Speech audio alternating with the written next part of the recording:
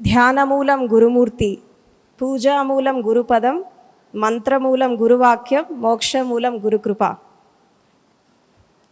Shri విశ్వమాత foundation ఆధ్వర్యంలో జరిగేటటువంటి విశ్వగురు సమ్మేళనానికి విచ్చేసిన మరియు వేదికని అలంకరించిన అనేక మంది గురువులు, యోగులు, యోగినులందరికీ, ఆధ్యాత్మికవేత్తలకి నా ఆత్మ ప్రణామాలు. ఈ కార్యక్రమానికి విచ్చేసిన మీ అందరికీ స్వాగతం, సుస్వాగతం. భారతదేశం అనేది పురాతన కాలం నుంచి ఒక వేదభూమిగా, కర్మభూమిగా, ధర్మభూమిగా ఎంతోమంది గురువులకి, యోగులకి, ఋషులకి, సత్పురుషులకి, అదేవిధంగా జ్ఞానులకి వేదికగా ఉంది. ప్రపంచ దేశాలు కళ్ళు తెరవనప్పుడు భారతదేశం అనేది ఒక స్వర్ణయుగాన్ని చూసింది. అందుకే దీన్ని పశ్చిమ దేశాలన్నీ కూడా శాస్త్ర సాంకేతిక రంగానికి ఇంపార్టెన్స్ ఇస్తే, భారతదేశం అనేది జ్ఞానానికి, సత్యానికి, ధర్మానికి, శీలానికి ప్రాముఖ్యతనిచ్చింది. ప్రపంచానికి నాగరికత నేర్పుతూ, జ్ఞానాన్ని అందిస్తూ, అజ్ఞానంలో ఉండేటటువంటి మనుషులని జ్ఞానం వైపు నడిపిస్తూ, అసతోమా సద్గమయ, తమసోమా జ్యోతిర్గమయ, మృత్యోర్మా అమృతంగమయ అనేటటువంటి ఉపనిషద్ మహావాక్యాలని సాధనాపూర్వకంగా ప్రపంచానికి అందిస్తూ విశ్వగురువుగా నిలిచింది భారతదేశం. ఒకప్పుడు నిలిచింది, ఇప్పుడు నిలుస్తోంది.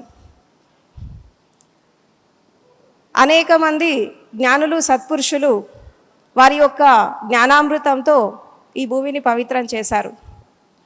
ఈరోజు జ్ఞాన సంపద అనేది మన దాకా వచ్చింది అంటే ఎంతోమంది గురువులు, ఎంతోమంది జ్ఞానులు, ఋషులు, వీళ్ళంతా కూడా ఒక గురువు తర్వాత ఇంకో గురువు, ఇంకో గురువు తర్వాత ఇంకో గురువు, అట్లా గురు పరంపరలో భాగంగా తరతరాలుగా, యుగ యుగాలుగా మన దాకా ఆ జ్ఞానాన్ని అందించారు. సో అలాంటి గురువులందరికీ ఒకసారి మనం చప్పట్లు కొడదాం.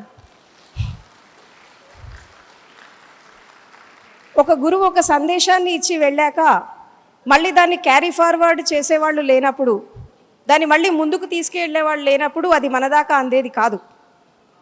ఎన్నో రకాల ధర్మ గ్రంథాలు, శాస్త్రాలు, ఉపనిషత్తులు, వేదాలు ఒకళ్ళ తర్వాత ఒకళ్ళు ఆ జ్ఞానాన్ని ఈ ఆధునిక సమాజంలో మనుషులకి అనుభవయోగ్యంగా ఎన్నో రకాల సూత్రాలు, ఎన్నో రకాల మార్గాలు, ఎన్నో రకాల సాధనా పద్ధతులు, ధ్యాన మార్గాలు, సమాధి సూత్రాలు, బ్రహ్మసూత్రాలు, తర్వాత ఆత్మజ్ఞాన సూత్రాలు, ధ్యాన సూత్రాలు ఎన్నో అందించి మనుషులని జ్ఞానం వైపు నడిపిస్తున్నారు. ఇవాళ మనం ఎంచుకున్న టాపిక్ ఏంటంటే, ఆధునిక సమాజంలో ఆధ్యాత్మికత యొక్క ఇంపార్టెన్స్ ఏంటి, ప్రాముఖ్యత ఏంటి.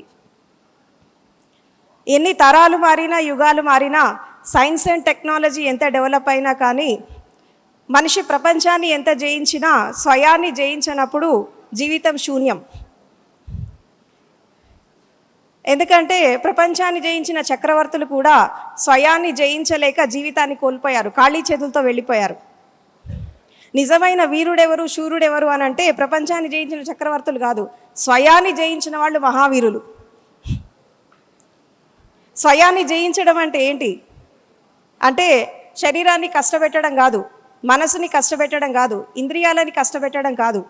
శరీర స్వభావాన్ని, మనసు స్వభావాన్ని, ఇంద్రియాల యొక్క స్వభావాన్ని, అదేవిధంగా ప్రకృతి, పంచభూతాలు, పంచతత్వాలు, తర్వాత విశ్వ ధర్మాలని అర్థం చేసుకొని, అవగాహన చేసుకొని, వాటి యొక్క స్థితిని అర్థం చేసుకొని, ఎప్పుడైతే మన లోపల ఉండేటటువంటి బ్రహ్మతత్వాన్ని, విష్ణుతత్వాన్ని, శివతత్వాన్ని, అంటే సృష్టి స్థితి లయ అంటారు, విశ్వం దాంతోనే నడుస్తోంది.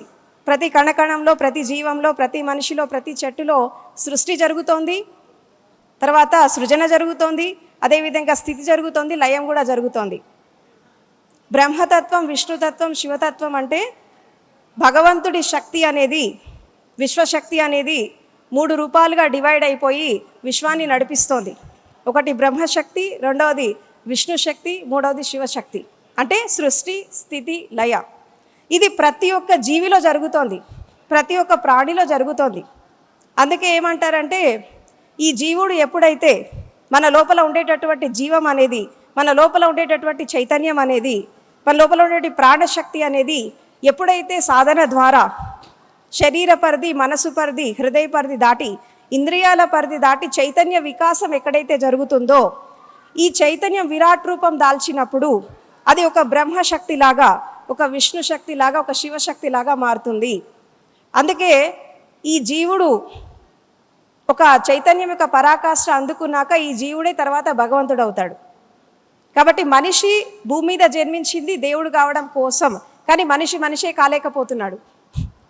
ఆధునిక సమాజంలో మనం చూస్తుంటే ఎన్నో రకాల ఒత్తిడిలు, ఎన్నో రకాల సంఘర్షణలు, ఎన్నో రకాల హింసలు, రకరకాల మానసిక శారీరక రోగాలు, వీటన్నిటితో అనేక మంది చాలా ఇబ్బందులు పడుతున్నారు.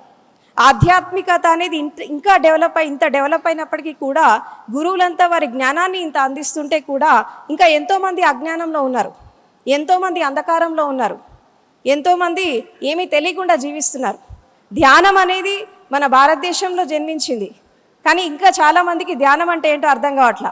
ధ్యానం అంటే ఏంటి, అదొక పూజన, కర్మకాండన అని అడుగుతున్నారు చాలామంది. అంటే ఇంకా వెనకబడి ఉన్నారు. ప్రపంచంలో ఉండేటటువంటి ప్రతి ఒక్క మనిషి, ప్రతి ఒక్క వ్యక్తి ఎప్పుడైతే ఆధ్యాత్మిక మార్గంలోకి వస్తారో, ప్రపంచాన్ని ఎంత జయించినా, గృహస్థ ధర్మాన్ని ఎంత జయించినా, మనిషి తనను తాను అర్థం చేసుకొని తన నడత, తన నడవడిక, తన శీలము, సత్ప్రవర్తన, తర్వాత సత్యసంధానం, వీటన్నిటిని అర్థం చేసుకొని ఎప్పుడైతే ముందుకు వెళ్ళడో అప్పటిదాకా జీవితం అనేది త్రిశంకు స్వర్గంలో ఉన్నట్టు ఉంటుంది. అంటే ఇటు భూమికి సంబంధించినట్టు కాకుండా, అటు స్వర్గానికి సంబంధించినట్టు కాకుండా, ఎటు కాకుండా జీవితం అనేది అగమ్య గోచరంగా వెళ్తుంది అని ఎన్నో ధర్మ గ్రంథాలు, శాస్త్రాలు, ఎంతోమంది గురువులు ఘోషిస్తున్నారు. అయినప్పటికీ కూడా ఇంకా అజ్ఞానం, అంధకారం ఉంది.